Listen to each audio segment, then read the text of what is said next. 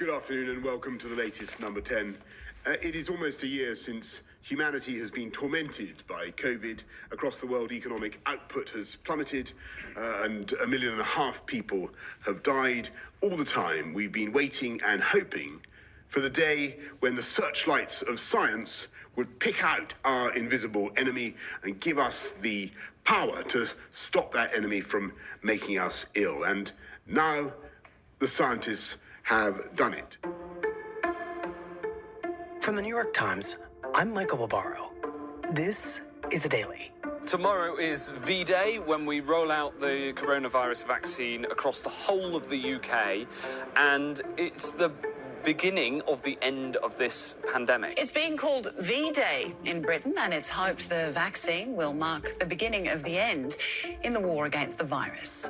After enduring months of infection, death, and lockdowns, the United Kingdom has made history, becoming the first nation to administer a fully tested vaccine for the coronavirus to its citizens, starting with healthcare workers and those over 80. You know, it's been such a tough year for so many people, and, you know, we can get on with our lives. We're no longer resting on the mere hope that we can return to normal, but rather the sure and certain knowledge that we will succeed and together reclaim our lives and all the things about our lives that we love. Today, my colleagues were there as it happened. It's Wednesday, December 9th.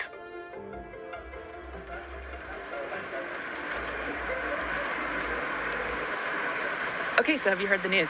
Of course, yes, I have heard the news. Fantastic. Really quite amazing what they've managed to do in such a short time, and I'm very excited to take it. Have you heard the news about the vaccine? Yes, it's coming. And how are you feeling about it? I'm feeling really positive about it. I am hoping this will change everything. I think it's amazing that they've managed to develop a vaccine in just 10 months, whereas we've all been told it usually would have taken them years. So it's just astounding. So I'm really relieved. I mean, I don't feel at risk, but I'd want to take the vaccine because I want to get back to normal. How do you feel about the existence of a vaccine and the fact it's being rolled out? Very hopeful. Before that, it sort of felt like this was never going to be over, the way the government's been dealing with the whole quarantining and stuff like that. So it's sort of, I can see an end to it, which haven't had before. This whole year has just been a bit like demoralising. Like, I haven't been able to really do anything except go to work and go home. Now it's, I don't know, yeah, it feels good. I just can't wait to get it, really. I know I'm at the bottom of the queue because of my age, but my parents aren't, and I'm hoping they'll have it as well. You don't want to know my opinion on the vaccine? Yes, seriously, you don't want to know. I am. I'm curious now. No. What is your opinion? Unless Boris Johnson takes it, unless the cabinet takes it, unless prominent people take it before I have to take it, then I think I'm being led up a garden path. And you feel confident in the process that's brought it to the public? I'm not going to say worry about it, but obviously there's, if it's not been used before and all of a sudden it's going to be used in more people than perhaps even the flu vaccine, it's sort of an element of, I don't know, slight apprehension. But I mean, if I was told I could take it tomorrow, I'd take it. So have you heard the news about the vaccine? Yeah. And how are you feeling about it? Well, confused. Don't really trust the system. So what else can I say? Do you think you'll be taking it if it was offered to you? If everyone will, why not? But let's see. I don't mind taking it, to be honest, but I still need to do some more research about it and then take it from there. How do you feel about taking it yourself? Yeah, I'll take it. Yeah. No scepticism? No. Are you excited about it? Yeah, I am. Like, really hoping like all goes really well, and then it's just like we just look back at this as this awful time that we managed to get through eventually. I'm excited to look back at it as like the past rather than living it. Yeah. So there's kind of a priority queue of older people first, nursing homes, and then working down the list. I wondered what you thought about that. Well, yeah, that's a good idea, isn't it? It's the people at the front line should get it first. You know, sort of, then the elderly, because they're going to die. And then follow on from there. Police, you know, people in the front line. Will you be taking the vaccine? No. So you're not going to take it? No. Not interested at all. Do you think you're not going to take it because you think it's unsafe? Yes. I guess it's good. Why are we the first country to have it? That kind of scares me a bit. But that's just a lack of faith in our own government. But yeah.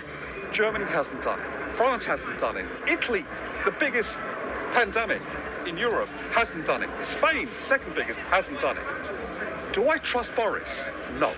I, for one, don't believe anything he says.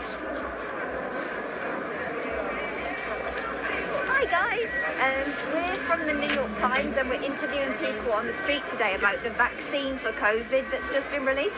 Can we interview you just for a couple minutes? Yeah, that's all right. Have you heard the news that the vaccine's been approved by the government? Yeah, but it's a bit daunting because it's a bit scary. Like a person my age, because we always have to have the flu vaccine every year. Even me, I'm nervous about having the flu vaccine this year because you hear so many stories that it just frightens you. But like, I know it's terrible, but it is, it's just scary. Everybody's scared about the vaccine because it's been approved too quickly. I know that like lots of tests have been done because I've been listening to it, but even that, it just scares you, doesn't it, really? It's frightening. I've just lost my brother last week, so it's just, you know, we've been 2 people this year we've lost to it already, so, yeah. I'm so sorry to hear you've lost people in your family. What happened? What happened? Why did they pass? My brother passed in, he's had an ongoing problem with his lungs anyway. He was, when he was young, he was in the building trade and he got asbestosis, so his lungs have been bad for about 20 years. But he was told to stay at home and then he's come down with it, do you know what I mean? So, and within 5 days, he was gone. My brother was 73, he's just the one above me, I'm 71, but it's scary. How do you think you will react if you're offered the vaccine? I won't have it done. No, I won't have it done, because like I say, I refused the flu injection this year as well, so I don't think it's been approved properly. How do you think the government has handled coronavirus? That's a big question. Well, I'm a bit of a lefty, so I'm not thrilled with the government. I don't think it was the government's fault that they didn't know what we were dealing with, but I think they locked down too late. Look, I'm no fan of this government. I think they were handed a very difficult task. I don't think they've handled it well. On the other hand, we're not as bad as America. There's not been denial, there's not been burying their head, and it is a difficult thing to handle.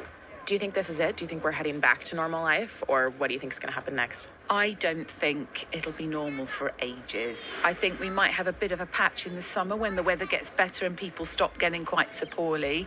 And then I'd be really interested to see what happens next autumn. I think it might come back again. And who knows, it might mutate. I think we could be in for a pattern of this happening in the winter, every winter. Does it feel like this whole COVID time is coming to an end now? Not yet. I think we're starting to see the end, the light at the end of the tunnel. Exactly. But I think another few months of this at least. I mean, I wouldn't expect things to go back to normal fully until 2022, I guess. But maybe that's being a little pessimistic. I just hope that come the summer we can come back and at least get together and see people, because I think we're a funny lot, Brits. We're very insular. We have our special little groups that we like to mix with, and I think we're all missing each other. And actually, weirdly, I've been sitting in the park this morning. People have spoken to me, and that just doesn't normally happen. So I actually think everyone's desperate to have the social life back again. Hopefully, we'll get there.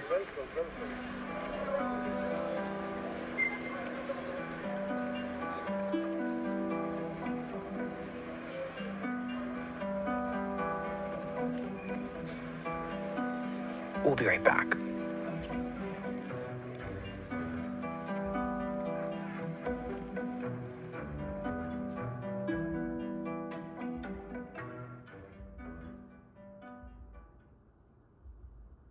Support for this podcast and the following message come from Doctors Without Borders, providing vital life-saving medical care in over 70 countries to those who need it most.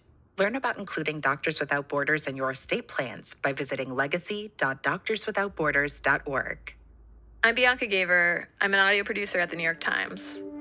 So, shortly after the coronavirus pandemic began, we talked to a 12-year-old named Tilly, whose grandfather had just died of coronavirus.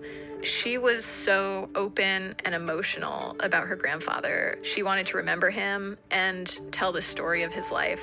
The fact that it's part of my job to call children, to hear what they think about the news, to hear about how the news is affecting them, is incredibly special. And that episode is for anyone who's grieving or who's lost someone in this pandemic. We're able to make episodes like that one because of subscribers to the New York Times. So if you can, please subscribe to the New York Times. The Daily is the New York Times. Thank you. So, Megan Specia, you set out to document what it was like for those who received these first doses of this vaccine in the United Kingdom. So tell us about that. Yeah, so on Tuesday morning, I left my home in London and I traveled 2 hours northwest on a train to Cardiff, Wales. Do you prefer to be called Chris or Christopher? Chris, okay, great. I went there because a doctor named Chris Hingston, who works in the ICU of the largest hospital in Cardiff, had invited me to come along and see as he got his vaccine. Are you nervous? Are you excited? I think I'm excited for the world. Really, it's quite a strange thing. I never thought I'd be 9 months ago one of the first to have the vaccine. It hadn't even occurred to me that we'd have one so quickly. And so I met up with him in a coffee shop just up the road from the center where he was going to be getting vaccinated. And he has a really interesting story. He's been treating some of the sickest patients who end up in the intensive care unit. They're really, really sick intensive care patients. I know it sounds a bit silly, but a lot of intensive care patients are sick, but these are kind of really at that edge of the spectrum where they're really poorly with multiple organ failure. So often they're intubated, often they have really severe complications from the virus. And so he is really the definition of a frontline healthcare worker. And so where do you two go from there? So after I met up with him in the coffee shop, we walked 5 minutes up the road to a converted rehabilitation and therapy center that was being used as a vaccination center. And we sort of walked through the front door into this, what looked to me like a high school gymnasium. So we've just come into the vaccine hall with Chris. It's sort of an auditorium, almost like a high school gym setup. And all around the room, chairs are spaced out more than 2 meters apart. There are a handful of people in here at the moment who are going to be getting vaccinated. And around the perimeter of this gym, there were these little curtained cubby holes where nurses were stationed who were going to actually administer the vaccine. Chris, what are you scoping out on that paper? So there's just the usual sort of information. So Dr. Hingston was ushered over to a chair and was handed a piece of paper that had all of this government information about the vaccine on it. I've actually already read it because it's online. I think they've taken it from the government website. So which is great. And then he was called into one of these cubicles with the blue curtains. So he sat down in the seat in front of a nurse who asked him again for verbal consent for the vaccine. And she takes out a syringe and very quickly injects his upper left arm and pushed the plunger in, and that was it. It only took a few moments, and just like that, he was done. Chris, while it's still fresh in your mind, what did it feel like? I didn't even notice it. She was excellent. What was that? I didn't even feel it. Okay, fantastic. I've given a few vaccines in my But time. don't tell Sister March. It was a pretty cut and dry experience for him, I think. Fill your name out. There's that. Need to bring this back in 28 days. You've already got an appointment, haven't you? Thank you for your time. Lovely. Great. Great. Take care Nice now. to meet you. Thanks for your work. Sounds like a pretty unbig deal to him, which I guess is maybe the point. Yeah, I think for him it was very straightforward. I think he was used to getting flu vaccines in years past. He sort of saw it almost as a duty in some ways as a healthcare worker. So, in addition to protecting himself and protecting his patients and protecting his family, he really felt that it was important to be out there at the beginning of this whole thing to show what it looks like and also to maybe make people feel a little less unsure about the process. Can I just get your first and last name? It's Sean Kelly. So I talked to other healthcare workers who were also being vaccinated on Tuesday morning. And you're a nurse at Senior Staff Nurse Intensive Care at UHW. And a lot of them felt similarly to Dr. Hingston. How was the whole experience? Fine, no problem. Very professional, very quick, very easy, very simple. That it was a pretty straightforward thing. They didn't necessarily feel too emotional about it. But not everyone reacted like that. I think that some people have been more emotional than others. I was speaking with one nurse, Betty Spear, who was actually administering the vaccines. Amazing. And have you had much experience with the COVID treatment yourself? I retired last year from pediatrics as a specialist nurse in allergy. That was my job for 30 years. And she had just finished vaccinating another nurse. And the nurse actually wept in the chair as she was being vaccinated. That last lady was very emotional. I think part of it was because she has worked in a COVID ward, so she has seen the outcomes, and I don't know, I didn't ask, but I presume she has seen a lot and has been traumatized by it. She was just so overcome by her emotions, and she had worked in a COVID ward, and Betty Spear was saying, she'd obviously had a reaction because she had seen some things on that ward. And so is that more or less how it went across the UK on Tuesday? Yeah, so I think there was sort of a range of emotions across the UK on Tuesday. Videos were emerging throughout the day of people who were having really emotional responses and some having these more stoic responses. By any standard, Margaret is an extraordinary woman. She's 90, healthy, and only retired 4 years ago. There was a woman, Margaret Keenan, who was 90 years old. At 6:31 this morning, she became a little more remarkable. She was actually the first person vaccinated in the country. And she sort of exited her vaccination to a round of applause. You're part of a moment of history, first to receive this vaccine. How does that feel? It hasn't sunk in yet. I can't really answer that question yet. But then spoke really frankly about the experience. And what do you say to those who might be having second thoughts about having this? Well, I would say go for it. Go for it because it's free and it's the best thing that's ever happened at the moment. So please go for it. That's all I say, Just as we were preparing for this live hit, we asked this gentleman whether perhaps he had just received the vaccination, and it turns out that he did. Mr. Kenyon. So CNN actually interviewed one guy. I said, what's this thing? You're doing the vaccination. He said, yes. Who complained about the lack of parking at the place where he was getting his vaccine. I couldn't damn well find anywhere to park my car, so I was late. So I think there really was this sort of range and variety of emotions that people were feeling. How do you feel that you are now one of the first people in the country to have received the first dose of this vaccine? One of the first people in the world. How do you feel about it? I don't think I feel about it at all, except that I hope I aren't not going to have the bloody bug now. Megan, I watched that CNN clip of the man talking about finding parking. And for me, anyway, there was something kind of poetic about how normal the beginning of a return to normalcy ended up looking like. Yeah, I think there is sort of this sense of we're all just getting on with it. Megan, as you know, everyone around the world watched what happened in the United Kingdom on Tuesday. And they watched it much in the way that we all once watched the virus slowly arrive in our countries, but now we're watching the vaccine slowly arrive in our countries. But you all were first. And it is glorious. I mean, it is triumphant. But the reality for so many people, for me, perhaps for you too, is that 9 months into this pandemic, it's just a handful of people who are getting this vaccine. And for so many people in the general public, it's going to be months, it could be another 9 months before there's enough vaccine to change our lives. And so this is complicated as a moment. Yeah, I mean, for a lot of people, nothing really changed on Tuesday. Nothing necessarily changed for me today, or for you, or for a lot of people in the general public. But I watched it, and it was a huge moment. And we now have thousands of people who have been vaccinated. And I don't think we should minimize that. I think we may look back at this moment and see that this was the beginning of the end of this pandemic.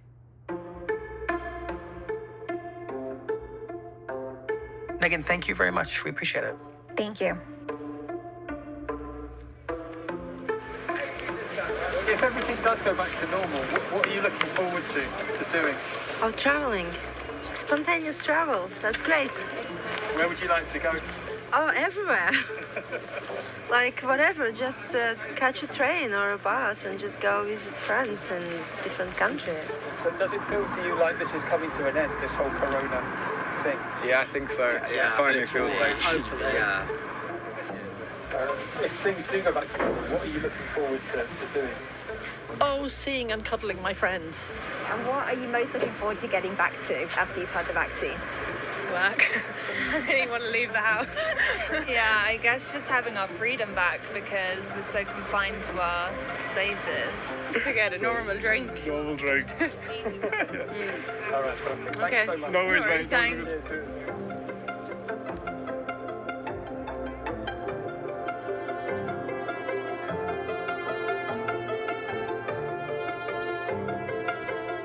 On Tuesday, the U.S. Food and Drug Administration said that Pfizer's vaccine provides strong protection against COVID-19 within about 10 days of the first dose, and that the vaccine works well, regardless of a patient's race, weight, or age. The FDA may approve the vaccine for use in the U.S. by the end of the week.